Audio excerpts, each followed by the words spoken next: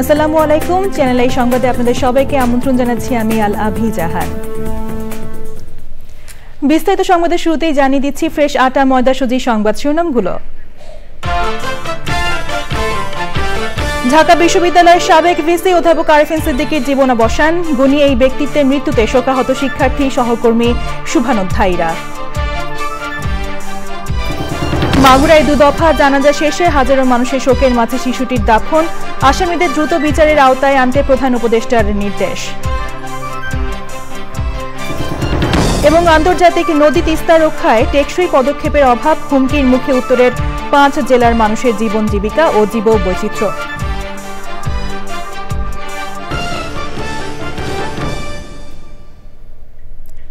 সংবাদ শিরোনামগুলো জানাচ্ছিলাম। এখনকার এই সংবাদ আয়োজন একই সঙ্গে চ্যানেল আই এর ইউটিউব চ্যানেলে এবং চ্যানেল আই এর ওটিটি প্ল্যাটফর্ম আইস্ক্রিনে লাইভ স্ট্রিম হচ্ছে।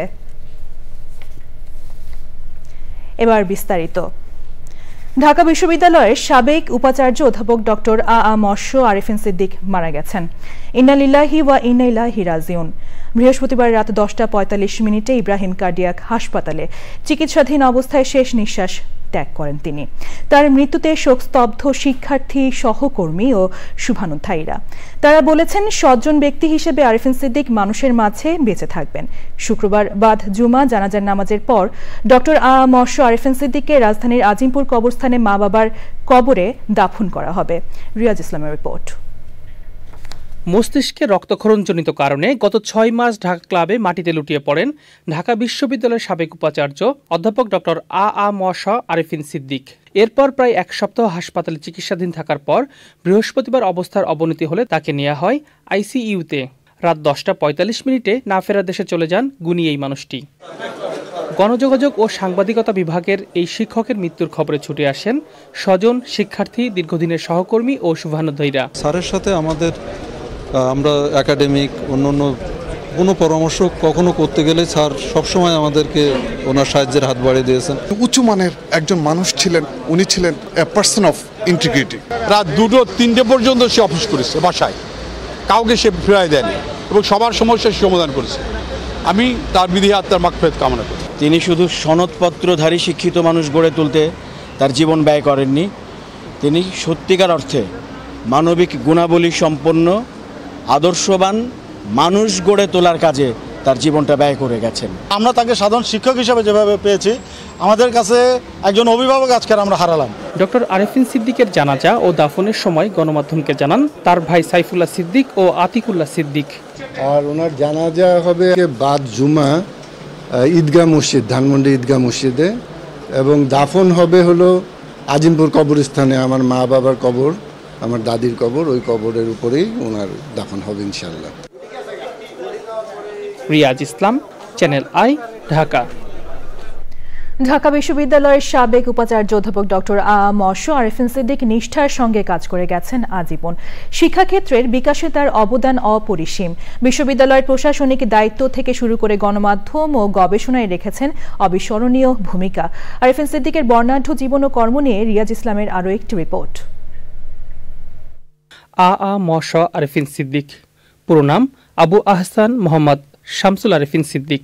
অধ্যাপক আরিফিন সিদ্দিকের জন্ম 1953 সালের 26 অক্টোবর ঢাকা ধানমন্ডিতে। পৈতৃক নিবাস ছিল নরসিংদী জেলার রায়পুর উপজেলার বাঁশগাড়ি ইউনিয়নে। ঢাকা বিশ্ববিদ্যালয়ের গণযোগাযোগ ও সাংবাদিকতা বিভাগ থেকে স্নাতকোত্তর শেষে 1980 সালে এই বিভাগে প্রভাষক হিসেবে যোগ দেন আরিফিন সিদ্দিক। ভারতের মাইসোর বিশ্ববিদ্যালয় থেকে 1986 সালে পিএইচডি ডিগ্রি অর্জন করেন। 1993 থেকে 1996 সাল পর্যন্ত ঢাকা বিশ্ববিদ্যালয়ের গণযোগাযোগ ও সাংবাদিকতা বিভাগের চেয়ারম্যানের দায়িত্ব পালন করেন আরিফিন সিদ্দিক। 2009 সালে ঢাকা বিশ্ববিদ্যালয়ের 27তম উপাচার্য হিসেবে নিয়োগ পান অধ্যাপক আরিফিন সিদ্দিক।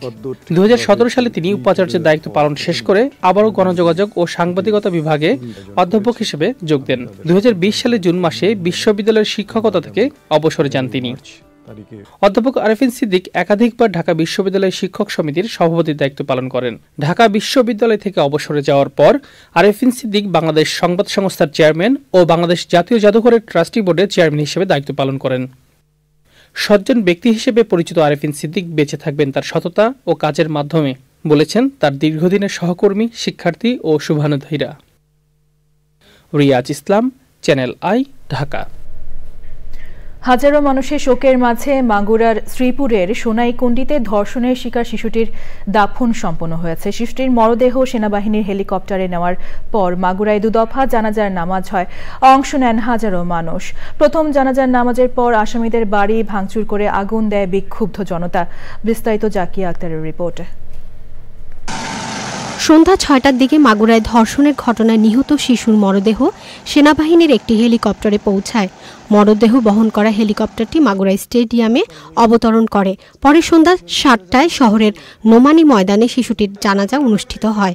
পরে নিজ বাড়িতে দ্বিতীয় নামাজে জানাজা শেষে শ্রীপুরের সোনাইকুণ্ডিতে দাফন করা হয় শিশুটিকে। জানাজায় আসামিদের দৃষ্টান্তমূলক শাস্তির দাবি জানানো হয়। সাথে দেখছে, কারণ দেশে এরকম ছোট্ট বাচ্চা একটা ধর্ষণ হওয়া এটা মেনে নেওয়া যায় পর্যন্ত যারা হচ্ছে ধর্ষক এবং খুনি হয়েছে তাদেরকে ধরা হয়েছে এবং সরকার প্রম্পট অ্যাকশন নিয়েছে। এর আগে শিশুটির মৃত্যুর খবরে বাবা ও ছোট বোনের আহাজারিতে ভারী হয়ে উঠে বাতাস।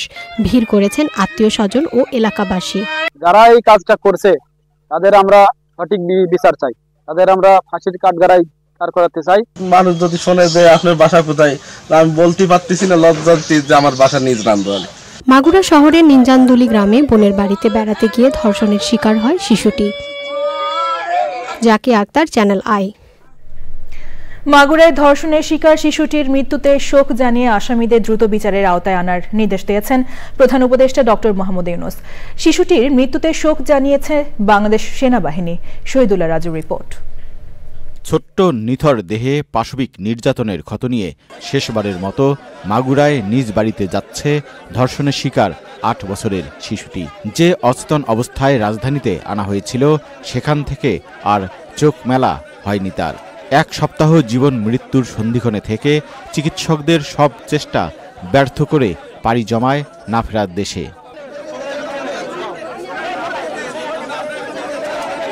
সন্তানকে মুমূর্ষু অবস্থায় ঢাকায় নিয়ে এসেছিলেন মা। আপ্রাণ চেষ্টায়ও বাঁচাতে পারলেন না নারী ছেঁড়া ধনকে। এখন তার একটাই চাওয়া, দোষীদের সর্বোচ্চ শাস্তি। ঘটনার দিন ওর আপার বাড়ি বেড়াতে গেছিল, বেড়াতে গেলে ওর আপারে ধরে মারিছিল বলে তখন আর কি ও কইছিল যে আমি যে কইয়ে দেবো আমার মার কাছে। তখনই সেই রাত্রি ওই রকমের ঘটনা ঘটিছে। আমার অভিযোগ একটাই, ওর যখন ব্যালেটের কাটিছে, ফাঁস দিয়ে মারিছে, ওই রকমের উগারও আমি ফাঁস দিয়ে দেখতে চাই। এর আগে আন্তঃবাহিনী জনসংযোগ পরিদপ্তর ISPR জানায়, বৃহস্পতিবার সকালে শিশুটির ৩ বার কার্ডিয়াক অ্যারেস্ট হয়। 2 বার স্থিতিশীল করা গেলেও তৃতীয়বার আর হৃদস্পন্দন ফিরে আসেনি। দুপুর ১টায় সম্মিলিত সামরিক হাসপাতালে শেষ নিঃশ্বাস ত্যাগ করে সে। বিকেল ৫:৩০টায় শিশুটির মরদেহ CMH থেকে সেনাবাহিনীর হেলিকপ্টারে করে মাগুরার উদ্দেশ্যে নেওয়া হয়। আর বোনের জামাই যে তার ভাই সজীব, তার বাবা হিটু এবং সেই মহিলা। আসামির হলো শাস্তি, প্রকাশ্যে ফাঁসি দিতে হবে। দ্রুততার সঙ্গে যত দ্রুত সম্ভব ওদেরকে ফাঁসি দিতে হবে। আর একটা এখানে আর কোনো কথা নেই। শিশুটির মৃত্যুর খবরে CMH-এ ছুটে যান বিভিন্ন দলের নেতারা। আমাদের বোনকে আমরা যেভাবে হারালাম, এর জন্য যারা দায়ী তাদের সর্বোচ্চ দৃষ্টান্তমূলক যে শাস্তি, মৃত্যুদণ্ড, সেটাকে যে কোনোভাবে, যে 90 দিনের একটা সময় দেওয়া হয়েছে বেঁধে, এটার মধ্যে শেষ করা। আগামী দিনে আর কোন অপরাধী এই ধরনের অপরাধ করার দুঃসাহস না দেখায়। 5ই মার্চ মধ্যরাতে বোনের শ্বশুর বাড়িতে ধর্ষণের শিকার হয় শিশুটি। পরে উন্নত চিকিৎসার জন্য ঢাকা মেডিকেল কলেজ হাসপাতালে আনা হয়। অবস্থার অবনতি হলে তাকে নেওয়া হয় ঢাকার সম্মিলিত সামরিক হাসপাতালে। Shahidullah Raju, channel I, Dhaka. মাগুরার ৮ বছরের শিশুটির মৃত্যুতে ঢাকা বিশ্ববিদ্যালয় ছাত্র জনতার ব্যানারে মশাল মিছিল সহ বিক্ষোভ হয়েছে। এতে ধর্ষকদের বিরুদ্ধে দ্রুত কঠোর শাস্তির দাবি জানানো হয়। উপাচার্যের বাসভবনের সামনে শিশুটির গায়েবানা জানাজাও হয়েছে। পরাগাজিমের রিপোর্ট। মাগুরার ৮ বছরের শিশুটির প্রতীকী কফিন নিয়ে সন্ধ্যার পর টিএসসির রাজু ভাস্কর্যের সামনে থেকে মশাল মিছিল বের করে ছাত্র জনতা। মিছিলটি ঢাকা বিশ্ববিদ্যালয় ক্যাম্পাসের সামনের রাস্তা দিয়ে নীলক্ষেত হয়ে ভিসির বাসভবনের সামনে এসে জড়ো হয়। সেখানে তার গায়েবানা জানাজায় অংশ নেন ঢাকা বিশ্ববিদ্যালয়ের উপাচার্য সহ শিক্ষক শিক্ষার্থীরা। তার এই মৃত্যু জাতিকে যে ঐক্যবদ্ধ করেছে, এই একতা আমাদের এই ক্রান্তিকালে একান্তই প্রয়োজন। আর কোনো শিশু যেন এভাবে হারিয়ে না যায়। আমাদের বিচার ব্যবস্থা, আমাদের আইন ব্যবস্থা সুপ্রতিষ্ঠিত হোক এবং যে উদ্যোগ আমরা দেরিতে হলেও এখন নিয়েছি সেটি পূর্ণ সফলতা পাক। গায়েবানা জানাজার পর মশাল মিছিলটি আবার রাজু ভাস্কর্যে গিয়ে শেষ হয়। এরপর সেখানে বিক্ষোভ সমাবেশ করেন শিক্ষার্থীরা। ধর্ষণকারী এবং হত্যাকারীকে আমরা ফাঁসিতে দেখতে চাই, এটাই হচ্ছে আমাদের মূল দাবি এবং সেটা যত দ্রুত সম্ভব। আগেও 3 বার আসিয়ার যে ধর্ষক হিটু তাকে জেলে আটক করে রাখা হয়েছিল, তারপরও পরপর 3 বার সে জামিনে বের হয়ে এসেছে। আমরা এখন জানি না আমাদের বোনের হত্যার বিচার এবারও হবে কিনা। সব ধর্ষণের ঘটনার বিচার চেয়ে স্লোগান দেন তারা। আজিম, চ্যানেল আই, ঢাকা। নারায়ণগঞ্জে 7 বছরের এক শিশুকে ধর্ষণের অভিযোগ উঠেছে। শিশুটিকে উদ্ধার করে ঢাকা মেডিকেল কলেজ হাসপাতালে ভর্তি করা হয়েছে। রূপগঞ্জের উপজেলা নির্বাহী কর্মকর্তা সাইফুল ইসলাম জানান, বৃহস্পতিবার সন্ধ্যার দিকে মিষ্টির প্রলোভন দেখিয়ে এক ব্যক্তি শিশুটিকে ধর্ষণ করে বলে অভিযোগ পাওয়া গেছে। বাহ্যিকভাবে শিশুটি এখন সুস্থ রয়েছে, বাট ডক্টর যেটি বলেছেন যে তারা টেস্ট করার পরে মূলত বুঝতে পারবেন আসলে কতটুকু ক্ষতি হয়েছে।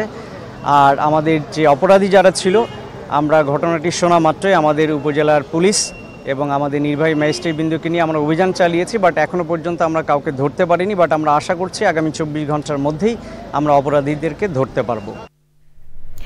গাজীপুরের গাছা থানার ঝাজর এলাকায় ছিনতাইকারীদের ধরতে গিয়ে ছুরিকাঘাতে এক পুলিশ কনস্টেবল আহত হয়েছেন। পরে তাকে মুমূর্ষু অবস্থায় ঢাকা মেডিকেল কলেজ হাসপাতালে ভর্তি করে পুলিশ। গাজীপুর মেট্রোপলিটন পুলিশের কমিশনার নাজমুল করিম খান জানিয়েছেন, আহত কনস্টেবলের অবস্থা আশঙ্কাজনক।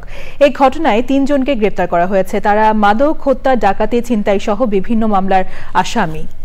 যখন মাদক ব্যবসায়ীকে 2 জনকে সামনে দিয়ে দেয় মাদক ব্যবসায়ীকে ধরার জন্য, আর পিছনে একজন ছিল কনস্টেবল মোস্তফা যখন পিছনে ছিল, ওই ছিনতাইকারী তাকে উপর্যুপরি স্ট্যাপ করে এখন সে মৃত্যুর সাথে পাঞ্জা লড়ছে। 238 বছরের পুরনো আন্তর্জাতিক নদী তিস্তা রক্ষায় টেকসই পদক্ষেপ নেওয়া হয়নি। নদী রক্ষার নামে রাষ্ট্রের কোটি কোটি টাকা নষ্ট হওয়ায় উত্তরের 5 জেলার মানুষের জীবন জীবিকা ও জীববৈচিত্র্য হুমকির মুখে পড়েছে। তিস্তা পাড়ের মানুষের দীর্ঘদিনের দাবির প্রেক্ষিতে মেগা প্রকল্প বাস্তবায়নের উপর জোর দিয়েছে অন্তর্বর্তী সরকার। আন্তর্জাতিক নদী রক্ষা দিবসে তিস্তা নদী নিয়ে মেইনা লাভলির রিপোর্ট, ছবি তুলেছেন এহসানুল হক সুমন। রাষ্ট্রের উদাসীনতায় অযত্নে বয়ে চলা তিস্তা রক্ষায় দীর্ঘকাল টেকসই উদ্যোগ বাস্তবায়ন হয়নি। ফলে প্রতি বছর নদীর আগ্রাসী আচরণে সর্বশান্ত হচ্ছেন নদী পাড়ের মানুষ। শুকনোর সময় তো পানি থাকে না, আর বর্ষার সময় পানি মানুষের বাড়িতে ওঠে। বাদের মধ্যে পাকশাক করে ওই জায়গায় খাওয়া, ঘুমানো সব অন্য ওই জায়গায় হয়ে যায়। 13 একর জমির মধ্যে আমার 13 শতক নাই। সামান্য একটু কাজ করার পর তখন মনে করো এলে টাকা পয়সা লুটপাট করে একে মারি দিয়ে এখানে চলে গেল। পয়সা আমার ফেরি ইলিপ কিছু চাইনি, শুধু চাই খালি নদীটার খালি কাজ। তবে এবার অন্তর্বর্তী সরকার ভূ রাজনৈতিক ইস্যুকে পাশ কাটিয়ে তিস্তা নদী সমন্বিত ব্যবস্থাপনা ও পুনরুদ্ধার প্রকল্প নামে তিস্তা মহাপরিকল্পনা বাস্তবায়নে এগিয়ে চলেছে। While we're doing the suffering, address the suffering matters, we care about nature. We first make sure that we cannot destroy environment. তিস্তার গতি প্রকৃতি জীববৈচিত্র্য রক্ষা করে মেগা প্রকল্প বাস্তবায়নের তাগিদ দিয়েছেন নদী বিশেষজ্ঞরা। তিস্তা নদী পরিচর্যার ক্ষেত্রে অর্থাৎ সুরক্ষার ক্ষেত্রে আমাদের 2 পার সুরক্ষা করতে হবে। এমনকি নদীর মধ্যবর্তী অংশ ভরাট হয়ে যাওয়ার কারণে সেটি খনন করতে হবে। কিন্তু যখন সেখানে অবকাঠামো নির্মাণ করা হবে, সেই অবকাঠামো দীর্ঘমেয়াদে আবার কোনো ক্ষতির কারণ হবে কিনা সেটাও খুব উপযুক্তভাবে পরীক্ষা নিরীক্ষা করে সেটিও করতে হবে। প্রকল্প বাস্তবায়নে তিস্তার তীব্র ভাঙন, আকস্মিক বন্যা, নদীর তলদেশ পলিতে ভরণ সহ নানা চ্যালেঞ্জ শনাক্ত করেছে পাওয়ার চায়না। তিস্তা মেগা প্রকল্প বাস্তবায়ন হলে তিস্তা নদী ভাঙন রোধ, বন্যা ঝুঁকি হ্রাস, নদীর পানি প্রবাহ নিয়ন্ত্রণ এবং নদী পুনরুদ্ধার হবে। পাল্টে যাবে উত্তরের কৃষি অর্থনীতি। রংপুরের গঙ্গাচড়ার তিস্তা নদী পার থেকে মেরিনা লাভলি, চ্যানেল আই। সংবাদের এ পর্যায়ে নিচ্ছি বিরতি। বিরতির পর আরো যা থাকছে।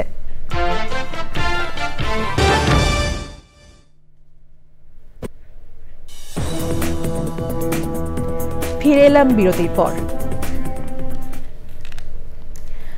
দেশের বিরুদ্ধে যে কোনো আগ্রাসন রুখে দিতে সবাইকে ঐক্যবদ্ধ থাকতে হবে বলে জানিয়েছেন জমিয়তে ওলামায়ে ইসলাম বাংলাদেশের মহাসচিব মঞ্জুরুল ইসলাম আফেন্দি। বৃহস্পতিবার রাজধানীর একটি হোটেল বিভিন্ন রাজনৈতিক দল, আলেম, ওলামা এবং বুদ্ধিজীবীদের সম্মানে আয়োজিত ইফতার মাহফিলে এই কথা বলেন তিনি। দলটির মহাসচিব বলেন, ফ্যাসিবাদের দোসর হয়ে আবারও যারা শাহবাগ তৈরি করতে চায় তাদের বিষয়ে সতর্ক থেকে তাদেরকে রুখে দিতে হবে। সরকারকে নির্বাচন এবং সংস্কার প্রক্রিয়া একই সাথে চালিয়ে নিতে হবে। ইফতার মাহফিলে অংশ নেন বিএনপি সহ বিভিন্ন রাজনৈতিক দলের নেতারা। ইফতারের আগে মাগুরার শিশুটির আত্মার রুহের মাগফিরাত কামনা করে দোয়া করা হয়। জেদ্দায় বৃহত্তর নোয়াখালীর সমিতির আয়োজনে বিশেষ দোয়া মাহফিল ও রমজানের পবিত্রতা রক্ষায় করণীয় নিয়ে আলোচনা হয়েছে। অনুষ্ঠানে সভাপতিত্ব করেন সমিতির সভাপতি ওমর ফারুক চৌধুরী। সাধারণ সম্পাদক শেখ জাকির হোসেন ও শাকায়েত হোসেনের সঞ্চালনায় আলোচনায় অংশ নেন শাহজাহান সিরাজি, ইউসুফ খান, আব্দুর রহমান, ওজিউল্লাহ মিয়া, মোহাম্মদ নূর ও অন্যরা। সে সময় ছিলেন বিভিন্ন জেলার সৌদি প্রবাসীরা। কর্মক্ষেত্রে বিরতি নেওয়া নারীদের কাজে ফেরাতে ব্র্যাকের ব্রিজ রিটার্নশিপ কর্মসূচির আনুষ্ঠানিক যাত্রা শুরু হয়েছে। এই উদ্যোগের মূল লক্ষ্য হচ্ছে যে নারীরা কোনো কারণে পেশা ছাড়তে বাধ্য হয়েছেন তাদের কর্মক্ষেত্রে পুনঃপ্রবেশে সহায়তা করা। 6 মাস মেয়াদের এই কর্মসূচিতে অংশগ্রহণকারীদের হাতে কলমে শিক্ষা, পেশাগত উন্নয়ন, বিশেষজ্ঞ পরামর্শ এবং আত্মবিশ্বাস ফিরিয়ে আনার মাধ্যমে নতুন করে কর্মক্ষেত্রে প্রবেশের সুযোগ সৃষ্টি করা হবে। এ উপলক্ষে রাজধানীর মহাখালীর ব্র্যাক সেন্টারে সংবাদ সম্মেলনে এসব কথা জানানো হয়।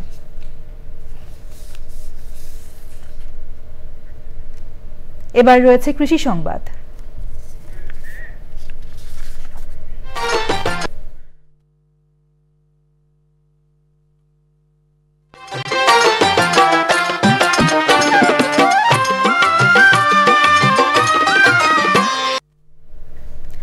স্মার্ট কৃষি প্রযুক্তি ব্যবহার করে বরেন্দ্র অঞ্চলে আলুর উৎপাদন বাড়ছে। নেদারল্যান্ডের ভ্যালেন্সিয়া জাতের আলু চাষ করে লাভবান হচ্ছেন কৃষক।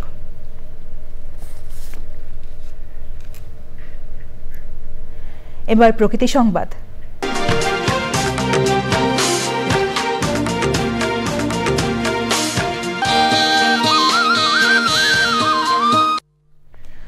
ধ্বংসের দ্বারপ্রান্তে ময়মনসিংহের ঐতিহ্যবাহী আলেকজান্ডার ক্যাসেল। যে কোনো সময় ভেঙে পড়ে ঘটতে পারে বড় দুর্ঘটনা। ইতিহাস রক্ষায় কর্তৃপক্ষের উদাসীনতায় ক্ষোভ জানিয়েছে নাগরিক সমাজ। প্রাচীনের নিদর্শন সংস্কারে 3 বছরের প্রকল্প নেওয়া হচ্ছে বলে জানিয়েছে প্রত্নতত্ত্ব অধিদপ্তর।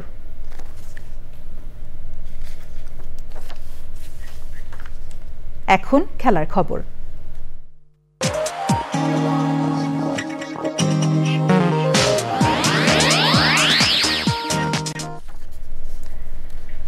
শেষ হয়েছে ইউএফা চ্যাম্পিয়ন্স লিগ ফুটবলের রাউন্ড অফ 16 পর্ব। কোয়ার্টার ফাইনালে উঠেছে ইউরো ক্লাব ফুটবলের সেরা 8 দল। এপ্রিলের 8, 9 এবং 15 ও 16 তারিখে অনুষ্ঠেয় কোয়ার্টার ফাইনালের হোম অফ অ্যান্ড অ্যাওয়ে পর্ব শেষে জয়ী 4 দল উঠে যাবে সেমিফাইনালে। রাউন্ড অফ 16-এর গন্ডি পেরোনোর পর এবার কোয়ার্টার ফাইনালে 15 বারের চ্যাম্পিয়ন রিয়াল মাদ্রিদের প্রতিদ্বন্দ্বী ইংলিশ জায়ান্ট আর্সেনাল, আরেক স্প্যানিশ জায়ান্ট বার্সেলোনা খেলবে জার্মান ক্লাব বরুশিয়া ডর্টমুন্ডের বিপক্ষে।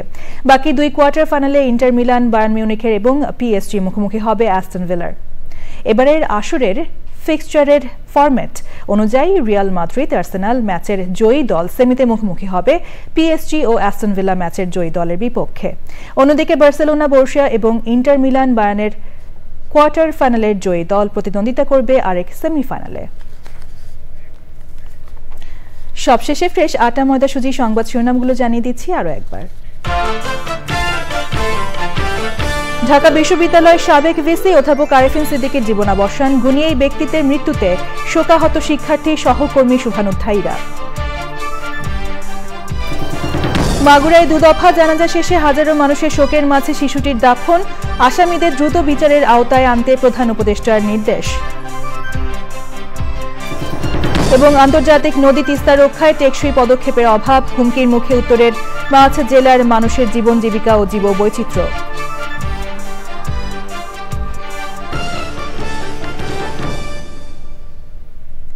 চ্যানেল আই এর সর্বশেষ সংবাদ জানতে ভিজিট করুন channelionline.com এ। যুক্ত থাকুন আমাদের সোশ্যাল মিডিয়া প্ল্যাটফর্মগুলোর সাথে। পরবর্তী শীর্ষ খবর দেখার আমন্ত্রণ জানিয়ে শেষ করছি। ধন্যবাদ সবাইকে।